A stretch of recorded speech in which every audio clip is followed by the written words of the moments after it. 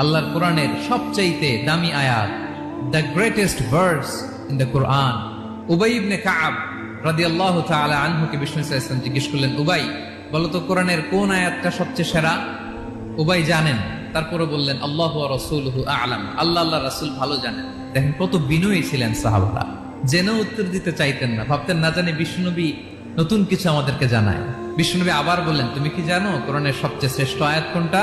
এবার উবাই ভাবলেন এবার আমি উত্তরটা দিয়েই দেই। তিনি বললেন আয়াতুল কুরসি, আল্লাহু লা ইলাহা ইল্লা হুয়াল হাইয়ুল কাইয়ুম, এটা শ্রেষ্ঠ আয়াত। বিষ্ণুনবী খুশি হয়ে উবাই ইবনে কাবের বুকে একটা চাপড় মারলেন, এরকম আদরের চাপড় দিয়ে বললেন, লিয়াহনিকাল ইলমু ইয়া আবুল মুনজির, হে আবুল মুনজির, জ্ঞান এবং প্রজ্ঞা তোমার জন্য মোবারক হোক, তুমি ঠিক বলেছো। সুবহানাল্লাহ পড়ে।